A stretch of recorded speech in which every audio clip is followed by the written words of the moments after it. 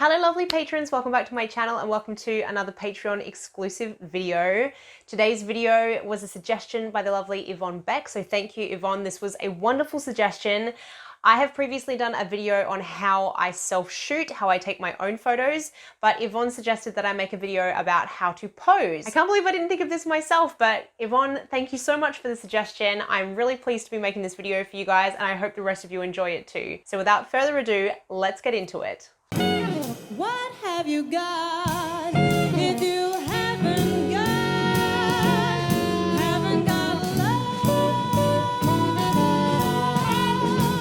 love? So if you're looking to pose in a vintage style, there is definitely a particular way of posing that's very unique to the vintage look, to that like pin-up old Hollywood kind of style, as opposed to modern kind of high fashion posing or even like Instagram influencer sort of posing.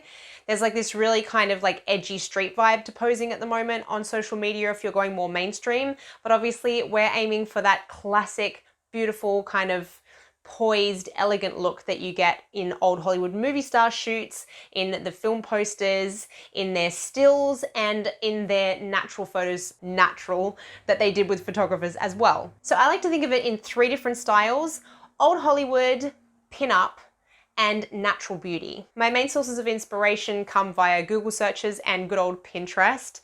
I try to find old movie posters from musicals and things, even like old noir posters and stuff. They tend to have some great poses on there. Of course, old Hollywood stills, the beautiful portrait photography that they used to do as like the headshots for the actors. I say headshots, it was so funny because those like classic portraits were their headshots, but these days they want them to look really, really natural, but these are obviously, you know, highly stylized with the very dark lighting and the spotlight on their faces, usually in black and white. So trying to recreate those is really fun because the technology has changed. So we're really trying to like trick the camera in that sense. There's also the shots for when the stars were doing their costume tests in front of the signs. I find a lot of the standing poses that they do really, really helpful, particularly for tricks about how to look good on the camera. The way that they stand looks really vintage, but is also really good at like accentuating some features and hiding others. So I will get into that a bit later. And of course, classic pin-up pictures, whether they are pin-ups on airplanes, whether they're old pin-up posters or pictures of Betty Page, or even things like the Elfgren cartoon drawings, like the beautiful sketches. There's a whole bunch of different artists that do these pictures and they're really great sources of kind of the more fun cheesecake style posing. So they're the places that I get my inspiration. Of course, there's many others, but this is how I went about learning to pose. And then of course, over time you develop your own style and you just end up doing things that kind of feel natural for you. Something I like about looking at old photo shoots of people like, say, Marilyn Monroe, she would work with really famous photographers who wanted to kind of capture her essence.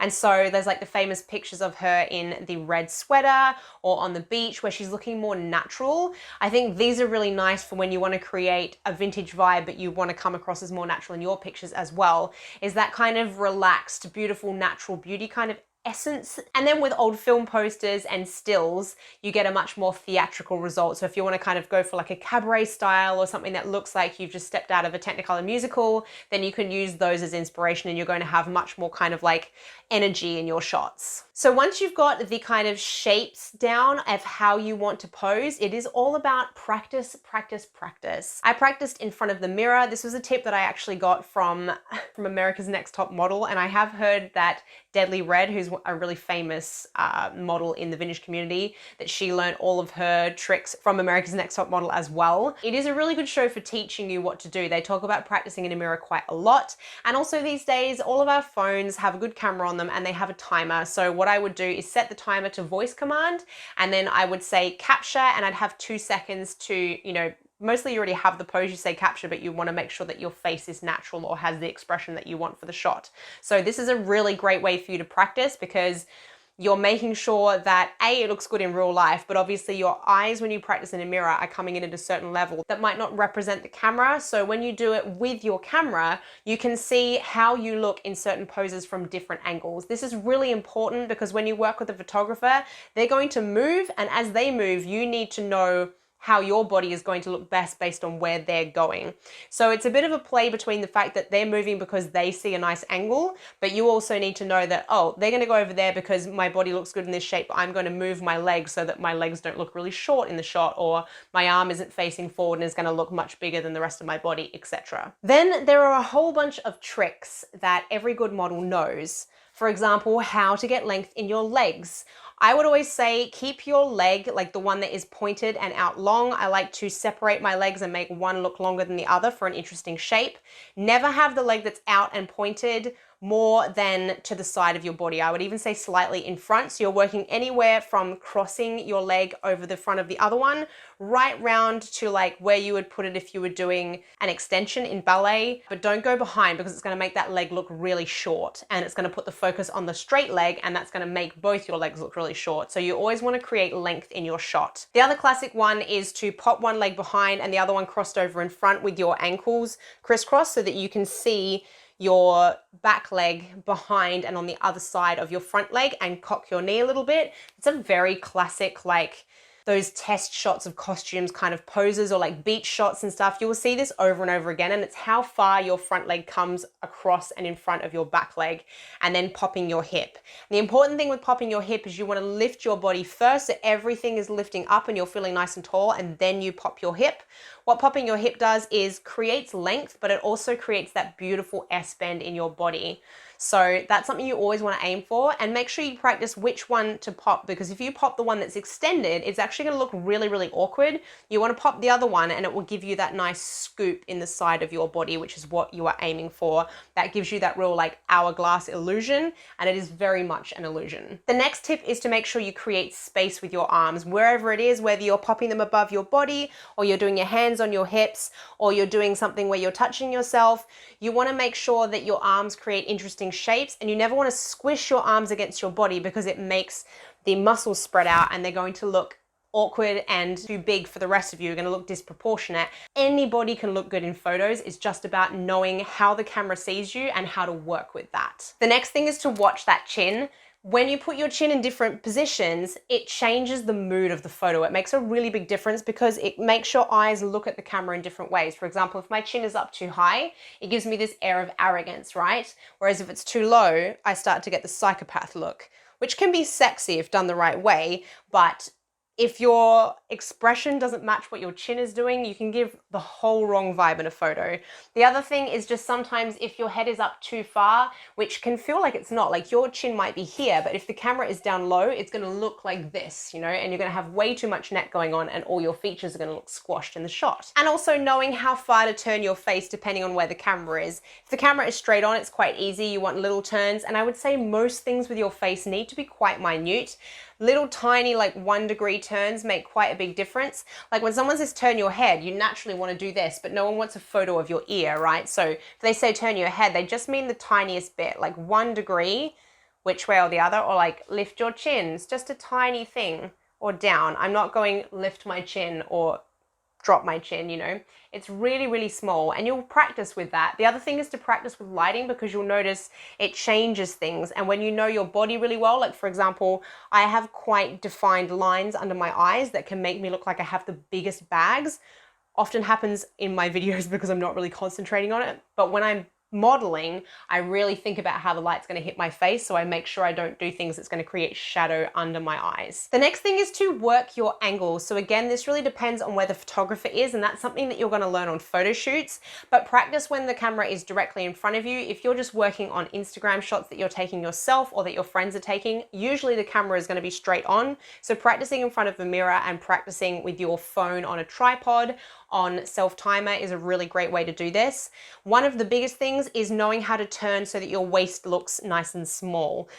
We all want to get the hourglass shape, and we all want to look flattering on camera, but we want to have shape to our bodies. And to do that, you want to be turning in the right way. So if you're turning your torso and your hips in the opposite way, A, it needs to look natural, and 2, you want to make sure that your arms are not following your body. You want to drop your arm back, otherwise your arm is going to be too close to the camera and it's going to look way bigger than the rest of you. You'll have like a giant elbow and a tiny waist. It's going to look really strange. So make sure you keep that arm back. and you kind of drop it a little bit. Whereas if you're doing an over the shoulder look, you want to like lift your shoulder up, but make sure your arm is a little bit away from your body and look over your shoulder, you know?